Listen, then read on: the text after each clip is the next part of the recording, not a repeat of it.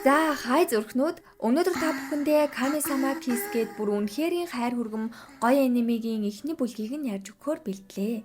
Хэрвээ чи нэг л өдөр игэл жирийн охин байжгаад бурхан болчвол яах вэ? Ингээд шууд эхэлцгээе. Эртээ урдын цагт ахлах сургуулийн 17 настай Нанами гэх охин амьдардаг байжээ. Аав нь мөрөөдөд тоглоомноос олж маш их өрөнд ороод сүулдэ орох оромжгүй Нанамиг аав нь хаяад явсан учраас одоо ингээд очих газаргүй арчаагаа алдаад байж байгаа нь л дээ. За sorry жоохон муухай хэлчлээ те. Энэ үед гинтэл модон дээр нэг хүн гарцаа авраарай туслаарай гэд жижигхэн нохооноос үнхэлцгээ хагартлаа айж ахыг хараад Нанами мэн туслахад нөгөө залуу чинь цаатахыг ч очих газаргүй гэдгийг нь сонсоод духан дээр нь шоп гэж үнсснээ энэ газар амьдр гэл нэг хаяг өгөл явчтیں۔ Хонох газаргүй чи очихоос өөр яах вэ гэд очив ч баг хүн амьдрдийм үү гэмээр балгасархуу юм байхаар нь айц хүйц шар усан босоод байжээсэ чи Хөөй Микаге-сама та биднийг орхиод 20 жил яагаад алга болчвоо гэд нөгөө талаас нь чист яаж намайг 20 жил орхиж чадваа гэл манай охин лүү дайрж ин. Тэгсэн юу Микаге Нанами байгаа юм чи. Тэгэхээр нөгөө нохооноос айгаад байсан гар чинь газрын бурхан байсан бөгөөд Нанамид өөрийнхөө эрхийг духан дээр нь үүсэж үлдээсэн болж таарж аамаа. Тэгэхээр одооноос эхлээд Нанами газрын бурхан болж байгаа гэсэн үг. Энийг нь мэдсэн Томоо гэх нүнэг яв жов чи өстой энд байх хэрэг байхгүй шүү. Юу бурхан чам шиг ийм бурхан ч гэж юу байх вэ гэд ерөөсө тоодгүй. Нанамич бууж өгөхгүй. Өстой ийм хачин нурж унах чаа хийдийн бурхан байснаас үхсэн нь дээр гэж хэлсэн ч өнөөдөртөө хонох газаргүй болохоор хонохоор олноо. За тэгэхээр үргэлжлүүлэхээс өмнө та нартаа энэ үнэг хоёр жижигтнийг тайлбарлая. Микаге бол энэ хийдийн бурхан бөгөөд Томоо гэх нүнэг түүний үйлчлэгч нь гэсэн үг. Томоо хүн биш нэг төрлийн Yokai. Yokai гэдэг нь Япон ардын аман зохиолд гардаг Европ улсын сүнслэг амьтан. Давуу тал нь гэвэл урт настай, хүчтэй, олон төрлийн шидтэй бас хувирах чадвартай. Харин энэ хоёр жижигтнийг Оникри ба Котецу гэдэг энэ хоёр маань болохоор хийдийн туслахуд ахгүй юу? Ингээд Нанами тэндээ хоноод өглөө сэрэнгүүтээ пүү ямар бала зүзүүдэлч вэ? Би өстө орон гэргүй болоод танихгүй ахта таарад тэр ах надад өөрийнхөө гэрийг өгөөд тэнд нь очисон чинь хачин үнэг өлбийсэн хоёр жижигхэн юмтай таарад би бүр газрын бурхан болцсон байсан тэхүү гэл өөртөөгөө яриад ээжидэл хоёр туслах маань өглөөний минь газрын бурхан саамаа гэж надын зүуд биш байгаа байхгүй юу? Тэгэл бурхны ажлаа хий минийхөө гэл хашаа цэвэрлээл ханаа угаал жаргаад байна уу зовоод байна уу гэдэг шиг зэрлэг зулгааж байхдаа гараа гэмтээхээ шахсан чи Томоо ирснэ. Шааста зэрлэгч зулгааж чадахгүй бурхан байлаа юу бро гэрлүүгээ хараач гэсэн ч одоо Нанамид очих газар байхгүй гэд уг нь үннээ хэлдیں۔ Цаа чин дааж Томоо төмөс тоохгүй л Өдөржин ажиллаад ядарсан амтай ясан амрааж адил нэг имээ хийдэд залбирч байхдаа дотроо юу бодож байгаа нь Нанами шууд сонсогдоод болдгүй. Тэгсэн чинь газрын бурхан болцсон учраас хийдэд ирж залбирж байгаа хүмүүсийн хүслийг нь угаасаа сонсож чаддаг гин шүү. Ингээд 20 жил хурааж хадгалсан олон зуун хүмүүсийн хүслийг жирээлгэн бичсэн бичиг цаас манай хоёр аваад ирнэ. Тэгэхээр Микаге хийддээ ирээгүй 20 жилийн турш зөвхөн Томоо хийдийг цэвэр цэмцгэр авч явж хүмүүсийн хүслийг ингэж цэгцтэй хадгалж бичсэн байдаг. Тийм учраас Нанами зааз мань бол бурхан болж чадахгүй юм байна уу. Гэхдээ яг уу Томоотой ярилцмаар байна гэснээр Оникри Котецу хоёр Томоогийн байгаа нөгөө ертөнц рүү очисон чинь цаадах чинь баахан хүүхнүүдтэй дайлжих гэд байж ахыг нь мэдсэн Нанами Томоогийн хийд энэ төр хэрэггүй хүснээрээ амьдрна гэснийг нь сонсоод уурлаад гараад явж байхад хідэн эвгүй гарууд ирснэ. Хей Микаге хийдийн хөөрхөн шинэ бурхан мөн үү гэл идэх гэж дайраад тэндээсээ зүхтаад ойроо орсон чинь Оникри Котецу хоёр та ер нь ингэж зовж яхаар Томооыг үйлчлэгчээ болгочхоо тэхийн тулд гэрээ хийх ёстой гэрээ бол маш амархан түүнийг уруул дээр нь үүсгэж болно гэж авсан. Нанами нэрээ за юу заваарцгаагаад байгаа гэл дахиад зугтаж адил нэг имээ тусламж гуугаад өрөвдөд тусалсан чинь имээ бүр Нанамиг алах гэж хөөгөөд зугтаад тэрүүгээр чинь нэг уйлаа майлаа. Чөтгөр имээ бас Нанамиг идэж хүчтэй болох ч юм байх уу. Тэгэл Томоо ирээл үгээр идэж хахад цаа хоёр чинь хамт модноос унаад унахдаа уруул дээр нь үнсэж үйлчлэгчээ болохоо мэдлгүй яхав те манай Нанами. Ингээд Нанами чөтгөр имээд идүүлэхээс аврагдаж Томоо албан ёсоор хүчээр түүний үйлчлэгч боллоо гэж. Өглөөс ирээд дахиад ямар муухай зүүдлвэ гэсэн чинь бодит байдалтайгаа эвлэрхээс өөр аргагүй. Томоо үнэхээр хүчээр үйлчлэгч болсондоо уурн хурж өгч амчин. Нанамиг үнэхээр бурхан бол ядаж энэ усыг саке болгоодох гэсэн чи дааж чадахгүй л. Манай охин үйлчлэгчтэй болсон болохоор хийх юмгүй байж идэл Үжигами гээд Нанамигийн сурдаг сургуульд нэлээд алдартай од айдол Курама шилжиж ирж байгааг сургаар шууд хичээлийн зүг гидэн годон шүү дээ. Гэхдээ Микаге тухан дээр нь яага бурхны тэмдэг тавьсан болохоор энэ тэмдгийн тэнүүлж йогайнаар халдаж магадгүйгээд томоо чихтэй малгай өмсөд явлаас гээ. Муухай царайлаа лангтаа сууж хахад гаднаас нөгөө Курама ч аяйгуу сүртэй орж ирж байна. Харанхуун сахиусан тэнгэр Курамад огтуд унаж тусаад нөгөөх нь Нанами дээр очсноо. Хөөе холтцсон байдаа. Наа чи миний суудал гэж хэлж хүүхэд гомдоогоод уйлаал 0 руу авчижаа. Томоо бас хортой. Од залуутай уулзаад сэтгэл чинь өвдөө өнтергэл үгээр идээд ахаар нь уурлал гарсаж Курама за sorry л доо бро гэл гинт ийлдэг ашлаад болдгоо. Тэ явахтээ цааны цагаар ангийнх нь Исобэ чи өдрийн идэх хоолгүй л идтээ ядуу мадуу гэд доромжлоод тэгсэн Нанамигийн халааснаас 30,000 yen гараад ирдэг. Энэ үед Курама гинтэл миний карманд байсан 30,000 yen алга болчлоо одог кээ гэл дэлжгнаад заа. Бас сайн хүн болж жүжиглээд өө нэрээ ядуу охинд өрөвдөөд өгстөө саналаа гэдэж л манай томоо ээчин гаднаас бараг цэрэг айрам дагуулсан манай үн цэнтэй хатагтай хайрлаарай. Та нар гээл хоол унд байрчгүйгэл ангийн охтууд нь томоо ид дурлаад сүртэй. Тэгтэл цаашаа Курамаагүй алга болсон мөнгө чинь газар унжээ. Найз хараагаа шалгуулахгүй бол болохоо байж ухааны юм хилээд нөгөөх нь итгэж ядаад Нанамиг ууг нь чадах гэд халаасанд нь хийсэн байхад хаанаас гараад ирвэ гэд бүр гайхаж орхиж байгаа. Маргааш нь томоо чаваас хоол унд хийгээд нөгөө малгайгаа цаатганд ч өмсүүлэх гээд Нанами харин үнэхээр тэнэг харагдаад байна гэж зөрүүдлээд өмсгүй хичээлдээ явлаа. Замд нь ангийнх нь охтууд ирцээ томоо өнөөдөр ирэх үү гэж асуугаал. Ирэхгүй гэсэн чи за бай блок ч шиг бүр даварцсан балаа охтууд гэж нас. Энэ үед Курама дарваа машинтайгаа ирцэн суулта биб сургууль руу хүргээд үгүй гэд бараг найрах гээд байна уу яах гээд байна.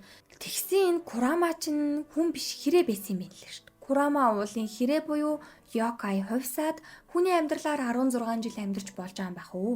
Тэг Курама яахтай угаасан Нанами руу үлэн үдлээд байсан болохоор томоо алах гэж үзнэ. Курама эцэст нь ялагдаад бүр тэмээ хэрүүл болгоод сургуулийн коридороор тэмээруул Курама айж цухтад үгүй юм болно. Нанами сайхан сэтгэлтэй болохоор томоо эд гуйж хэлж агаад хивэнд нь орууллаа гэж. Шинэ өдөр эхэлж орой нуурын гүнд шинэ газрын бурхантай мэд мэдхээр ирнэ гэд бэлтцгээч лээ. Гэхдээ асуудал үүсч магадгүй учраас томоо Нанамиг зүгээр амраад ээжи би өөрөө уулзнаа л гэдэг. Гүнж чирлээ үйлчлэгч нь хамтай. Үйлчлэгч нь манай томоотой бүр хар яар гээл. Яасан ч муухай хайрцтын танаа газрын бурхан чинь хүн гэлүү биднийг хүндэлсэнгүү бла бла гээл уурлал байна. Энийг нь төвчгүй Нанами нэг сүртэй. Hi guys. Би бол газрын бурхан Нанами гэд ороод ирж байгаа юм да. Томоо бүр чамайг битгий орж ирээрээ гээстэй гэсэн харцаар хараад. Харин нөгөө туслах нь миний эзэн гүнжийг хүндлэхгүй удаан хүлээлглээ та хоёрыг сургаад өгье гэсэн биш. Өөрөө жинхэнэ утгаараа загас болоод томоо эгийн орой хоол болонгоо л алдна. Түрүүнээс хойш ярихгүй байсан гүнж ярьж эхэлнэ. Болио манайхан тулалдах гэж ирээгүй. Яг үнэндээ 10 жилийн өмнө Исара нууран дээр сэтгэлээр унаад уйлаад ирсэн Котаро гих бацканд дурлаад тэрнээс хойш хүний урманд царайг нь хараагүй сэтгэлдээ тээж ирсэн болохоор уулзуулж учруулж холбож өгөөч гэж гуйхаар ирсэн байна. Энэ хүсэлтийг нь томоо зөвшөөрөөгүй Нанами бол ок чадна штэ тгий гэд ам гарчдаг. Манай хоёр маргааш нь Котарог хайхаар тосгон орноо.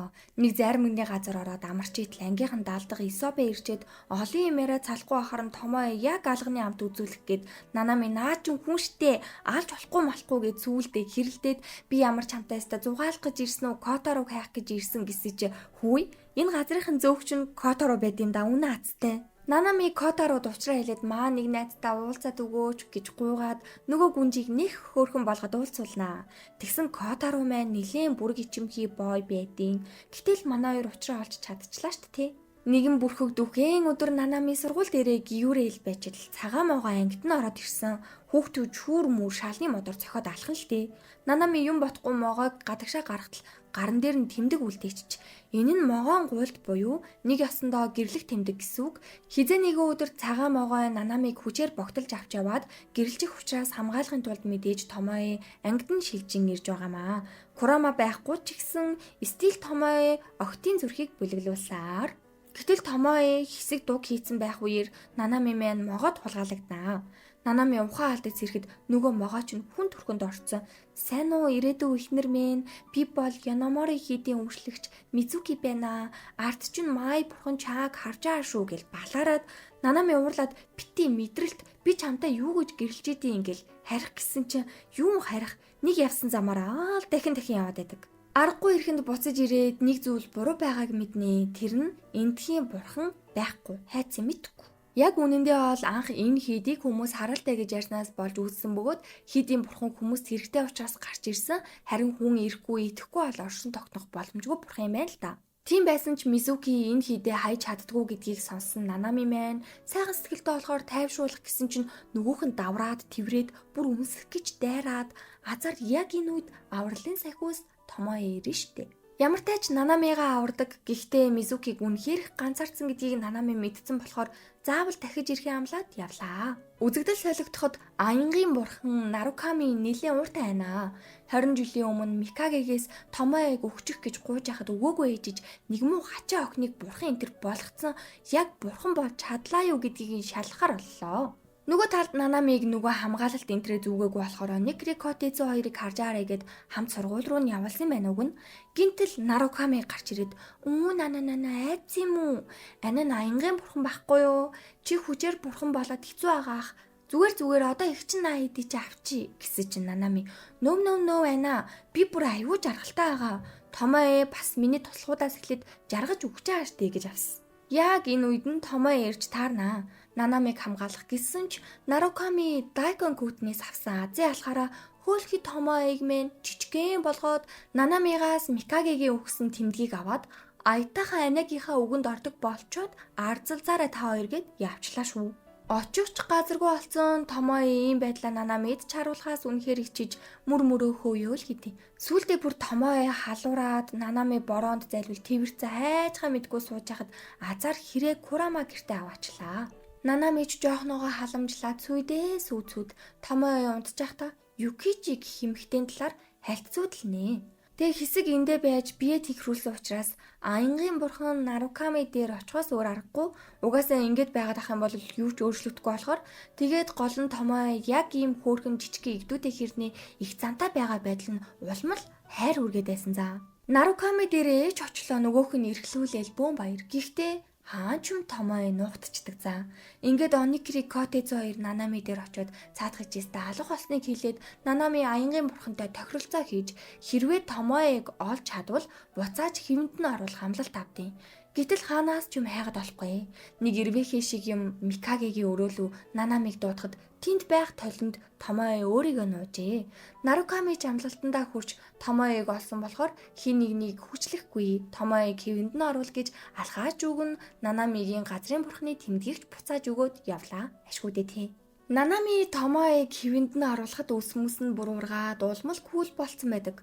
Томоо харин талархал олгоод Нанамиг өөрөө үнсээд дахин үйлчлэгчийн гэрээгээ шинээр хэлээ. Яана. Энэ хоёрт нэр хөөрхөн юм аа.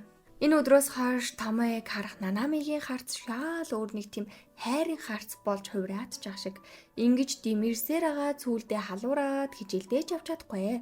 Тиймээс Томоо Нанамигийн дүрд орж хичээлд нь сунаа.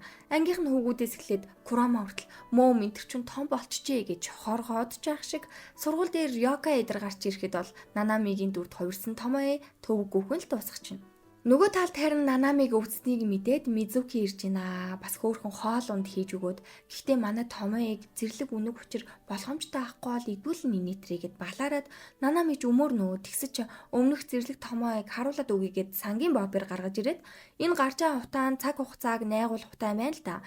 Тэгээд энийг үнэрлэхээр сүнс нь өнгөрсөн үеж хилжиж тэр үеийг харж мэдэрч чаддаг гэсэн үг. Нанамигийн сүнс өнгөрсөн хэдэн зуун жилийн тэр үед очиход Юкичи гих бүсгүй бид оржээ. Танихгүй жаал шархсан байхад нь тусалж нэг орогнох байранд байж хахад нөгөө жаал чинь мангас олоод идэх чинь. Энэ үед Томоо гарч ирээд мангасыг устгасан ч Томоогийн өмнөх дүр төрх яахарахгүй нилээн зэрлэг балмод байхыг ихэд гайхалгүй яах вэ? Ингээд одоо үедээ буцаж ирлээ. Одоо үеийн Томоо мэдээж хин нэгнээс Нанамиг харамлаж илүү их санаа тавьж өөрчлөгдсөн гэж бодохоор сонирхолтой байгааз. Томоe Нанамид санаан зовоод байгаа учраас ангидын шилжээд ирсэн байгаа штэ тий. Охтууд бүр Томоe Курама хоёрт нэр унаж тусч байгаамаа. Ямар сайндаа ангийнх нь нэг охин Томоe дурлаад бид хоёрыг бараг үерхүүлээд өгөөч гэж Нанамигаас гуйгаад Нанами хамгийн гол нь Томоед татагдаад хэцүү байгаа. Энэ бүхнийг бодоод дээвэр дээр эморч яхад Томоe ирснэ. Дураараа хүн амьтантай болцуулах хийхээ байлгүй. Миний хувьд чамаас илүү чухал зүйл гэж байхгүй гэж хэлснээр Нанами үнэхээр Томоед дурснаа ойлгоноо. Уг нь бол Томоe газрын бурхных нь хуваар хэлсэн байхгүй юу? Курама иймэрхүү зүйлийг нь анзаараад өсвөр насны охтуудад болгоомжтой хандахгүй бол чамайг өөртөө хайртай болсон эсвэл дурлсан байна гэж ойлгоод илүү их татагтаад байдэн шүү гээл олон жилийн туршлагаасаа хуваалцнаа. Яа харахгүй Нанами Томоег л бодоод хичээлээ тараад худлаа унан гадуур явлаа. Дээвэр дээр гараад жаал жуул юм ярилцаж байснаа Томоe шууд л өөрт нь хайртай мүү? Арай надад татагдаад байгаа юм биш үстэй гэж асууснаар Нанами сэтгэлээ илчлэн за манайхаа ястай уучлаарай нэг чухал юм дуулах гад 2025 оны YouTube чанамд манай YouTube суваг санал асуулгаар өрсөлдөж байгаа. Тэгээ та бүхэн намайг дэмжих хүсэх юм бол Mesmerism CGM гэсэн сайт руу ороод тэгээ саналаа өгөөрэй. Тэгээ заавал нэг од худалдаж авах саналаа өгөх юм бэлээ. Нэг од нь 500 төгрөгийн үнэтэй. Тэгээд хэдэн ч төгрөгөөр худалдаж аваад саналаа өгч болно. Тэгээ Mesmerism CGM сайт руу ороод та бүхэн маань Anime Curtain Guide гэж цугийг маань дэмжиж 2025 оны YouTube чанамд оруулахыг хүсэх юм бол саналаа өгөөрэй. Зэ та бүхэндээ маш их баярлалаа. Тэгээ үргэлжлүүлээд хэдүүлээ гайд руугаа орцгоё. Даанч мэдрэмжгүй Томоe тархич нь иргсэн бололтой сайн бодоод үз яхаараа чи надад сайн байдیں۔ Гэж хэрэггүүтээд ядчихад гараасаа санаандгүй алдаад Нанамигийн сэтгэлийг хүлээж аваагүй болохоор ингээд намайг өхүүл битгий авар гэд чин сэтгэлээсээ гомдоод мэдээж Нанамигийн ямар ч үг Томоед хуйл шүү дээ. Үйлчлэгч нь учраас ямартайч арай гэж аварсан ч хайртай залуу нь сэтгэлийг нь хүлээж авсангүй. Амьдралаа гэж Нанамигийн нулимсанд чи цадах болоогүй юу те гэхгүй. Сэтгэл санаа шалаар нэг байгаа учраас найзуудтайгаа ганц өдөр сайхан далайн эрг орё гэсэн ч Томоe уурлаад явуулахгүй. Энэ үеэр нөгөө могоо Мизуки ирчихсэн хамт явна гэж дайраад байгаа учраас баг хартсандаа хамт явлаа. Уг нь эхлээд очиод их л сайхан хөвгчлээ байсан. Нанамиг ч юм уу Томоег шалгах гад Микаги Отохико хоёр ирчихсэн. Отохико яах вэ? Жохон хорон үйл ажиллагаа явуулаад Нанамигийн найз Некотог усанд живүүлээд ганц найдвар Томоегоос л мэдээж Нанами гунштэй. Бурхныхаа хүсэлтийг биелүүлж охиныг аварсан ч гинтэл бүхий л хэсгээр харанхуй бүрхэж далайг удирддаг агуулууны хаан гарч ирээд 526 жил 208 өдөр 18 минут 41 секундын өмнө шөнийн 2 цагийн үед Томоe зэрлэг Йокой байхдаа маш олон л усын амьтныг алснаас гадна Луугийн хааны баруун нүдийг хулгайлцсан юм байна. Тиймээс Томоег мангар том хисаан ториод далайн Ёрол руу авч явнаа. Нанами маань явуулахгүй гэсэн ч барахгүй болохоор хаан хэлтий. За яах вэ охингой? Миний алдсан баруун нүдийг олж ирвэл тэр мөн үнгийг чинь суллаа гэж амладаг. Ингээд манай Нанами Томоег аврахын тулд Мизукигийн сангийн бойпроор 526 жилийн өмнөх рүү буцааж өгөхийг хүснэ. Түүний аюулгүй байдлыг хамгаалж Мизуки ч хамт явна. Яг л энэ үед цасан шуургатай байсан. Тэгээ очиход нэг шулмархгүй ихч хөөе бүсгүй чиний дотор Луугийн нүд байна гэж хэлчихэд явцдаг. Харин Томоe энэ үед Луугийн хааны баруун нүдийг хулгайлчаад явж байгаа үзэгдэл харагдаж байна. За яаж иж яагаад тэр нүдийг л хулгайлыг гэсэн боловч 526 жилийн өмнөх Томоe өөрийн хайртай эмэгтэй болох Юкижидэ тэр нүдийг идүүлж өвчнийг нь ангаан дэрэгдээ байлгахын тулд л хулгайлсан байхыг нүдэрээ харсан Нанами Луугийн хааны нүдийг нь авч чаддгүй буцаад одоо үдээ ирээд нөгөө шулам ажаагийг хэлсэн үг санаанд нь ороод хайхаар явж байгаа. Шулам ихчийг Исохиме гэдэг бөгөөд одоо үедээ чалгаагүй бараа таваар зарж бартер хийсэн Намачийг чивээрээ учир байдлаа хэлээд Нанами өөрийн дотор байгаа Луугийн хааны нүдийг гаргаж өгөөч гэж тусламж гуйсан ч оронд нь Нанамиг өөрийнхөө амьдралын насны 30 жилийг өг гэж наадیں۔ Гэхдээ тэгээд Томоег л аварч ивэл 30 мөч хамаагүй гэж гаргахаар болж байгаа. Гаргаж авсан даруйд л Нанами ухаанч орохгүй Мизуки энэ л үед маш том шийдвэр гаргаж Нанамиг үнснээр түүний үйлчлэгч болсон гэсэн үг. Тэгээ нүдэж авлаа, ухаанч орлоо. Одоо Томоe луга марш. Манай хоёр замдаа нөхөрлөгөө явж байгаа гэд нэг хөөрхөө илдэг ихтэй таарад зорьсон газраа очисон чинь Томоега бүр ичиж мүчээд хисаа руу шургаад орох жишээ. Нанами уянгийн үг хэлж хисаан дотроос нь гаргаж ирээл тэрвэрх мэдрэмжээс эхлээл үнэхээр хөөрхөн санагцсан манай хоёр. За тэр ч яах вэ? Луугийн хаан уурлаад бөө юм болсон ч Нанами Мизуки хоёртой хамт ирсэн нөхөртөөгөө уулзчаа гэдээс ихч Луугийн хааны эхнэр олж таарад ойлголцоод бүх юм оки-токи асуудалгүй дууссан гэсэн үг. Гэтэл Мизукиг Нанамигийн үйлчлэгч болсныг мэдсэн Томоe бүр үнэхээр уурн хурж өгч байгаа ахгүй юу? Үзэгдэл солигдлоо. Тэртээ олон жилийн өмнөх Томоe өгөхөн тодорхой олчихсан гачин царайлтсан явж байхад Азар Микагетэй таарсан юм байна. Томоe энэ цаг үедээ нэгэн бурхантай гэрээ байгуулж нэгэн бүсгүйг насан туршдаа хайрлаж хүн болох байсан ч хайртай бүсгүйн өгсөн учраас гэрээ нь биелэх боломжгүй. Тэгээ Томоe араас нь очие гэсэн ч гэсэн хоёр өөр ертөнцийг учир хизээж таарахгүй байна. Гэхдээ энэ бүхнийг нь Микаге мартуулж өөрийн хэддээ үүшлэгч болгосон байх нь. Яагаад гэвэл гэрээг мартаж чадвал хараал арилах учиртай, мартахгүй эсвэл санах юм бол үхэн л гэсэн үг. Түүнээс хойш хэсэгтэл бүх зүйлийг мартсан Томоe хийдэд тасахгүй бас хүмүүсийг ерөнхийдөө сул дорой гэж боддог учраас нэлээд хатуун ширүүн ханддаг байж яаж ч заагаад огт сурахгүй байсан болохоор Микаге Нанамиг зүгээр ч нэг газрын бурхан болгоогүй ямар нэгэн учир жандсан холбогдсон байх өндөр магадлалтай гэсэн үг ээ. Одоо цаг үед хичээл эхэлжээ. Анги байтугай сургуультай Курама Томоe хоёр бол нэрээ бүр дээдийн бурхан Одл гэсэн үг заяа. Нанами Томоe сэтгэлээ илчилсэн бүтгэн байна уу хууд гэл найзуудтайгаа цохор болзонд явбаа. Энэ нэг үлбицийн манай охины гар маранд зөвшөөрлгүй хүрээд ашгүй Томоe гарч ирээд манай хоёр уг нь жан болох гэж байсан чинь гайтай Мизуки гарч ирээд учаавас гайтайж биш л тэ зайлаарч мухайлчлаа. Мизуки маань зайлвал энэ хэд хичээл сургууль гээд амар гой хөвгчлөлтэй хаппи ягаадаа болохоор өөрөө ч ихсэн бас сургуульд явж үзмээр санагдаад их хотын амьдралтай танилцах гэсэн биш амар ихчнэр нэг бараагаа яг үхэж байгаа юм шиг шахдаг та. Яг тэгж хахаад нэг тиймэрхүү зүйл тулгараад могооч гэсэн хүн штэ айдэн штэ гэдэг шиг юм болсон. Бөө юм болж Кураматай тараад цааш ягуу олны танил айдл юм болохоор нэг үйл ажиллагаан дээр аваачиж нүдийг нь тайлж өгч юм. Тэгээ Мизуки хүмүүсийн уудаг архитай коктейл ууж бараг л тасраад тэнд байх нэг хөөхөн хөдөөний охин тасалнаа. Энэ охин маань маш том өрөөдөлтэй. Тэгээ одоохондоо үнэхээр хэцүү байгаа ч гэсэн энэ байгаа амьдралдаа маш их хайртай учраас хичээх хэрэгтэй гэж хэлснээр Мизуки маань нэгийг бодож хоёрыг тунгаагаад нөгөө охиндоо өөрийнхөө хийсэн сакийг бэлгэлчээд гэрийн зүг гидэн годон нислээ гэж. Шинэ өдөр эхэлж Нанами Томоeтэй парк орж болцсон гэд бөөн баяр чадхаараа бэлдсэн ч нөгөөх нь ногоороод унтчихэд юм байгаа зү. Маргалдж байгаа цанаандг өрөөнөөс нь чамин гихчин өсний шор олсон ч Томоe халдаахгүй буцааж нуугаад Нанамига дагуулад парк руугаа очлоо. Уг нь эхлээд очиод аюу хөөрхөн байсан цаадхны чи ус мөсөн солронгууд буцааж боож моож өгөөд дааж өөр охтуудтай сээцэгнэж байгаа юм шиг харагдаад Нанами бүр амар гомдол муу шалиг балиар амтан гэл уурлал уйлал ганцаараа алсыг харагч дээр эмороски.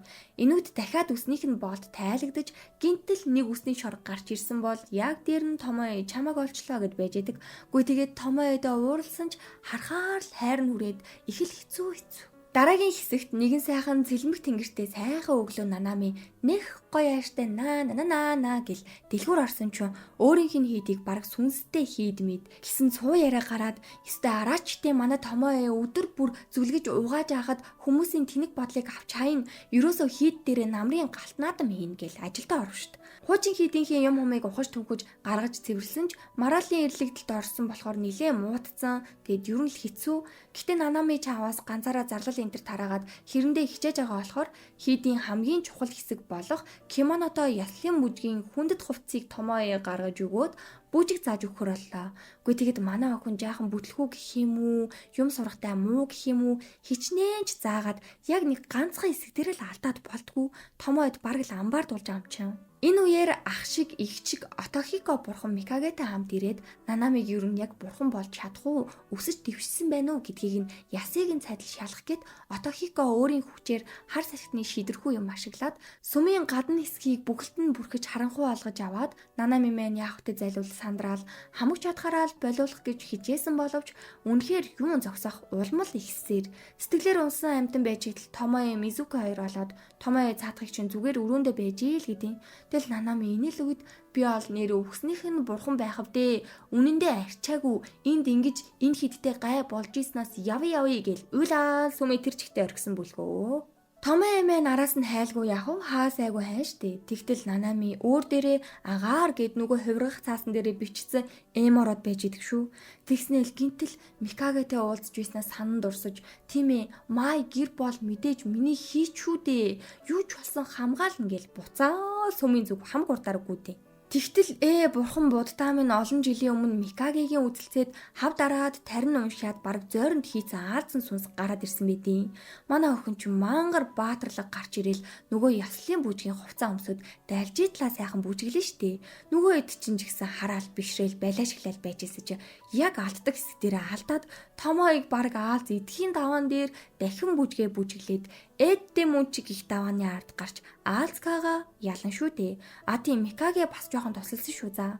Ингээд удалгүй тэр хэдий маань хүсэн хүлээсэн хийд дээр зохион байгуулах наадамж амжилттай болж олон ч хүн ирээд олон ч хүмүүс баярлаж энэ үеэр харин цаадах чинь овоо хүн шиг алдаа мадаггүй сайхан зан үйлийн бүжгээ дуусгаад бүх зүйл сайхан болж байгаамаа.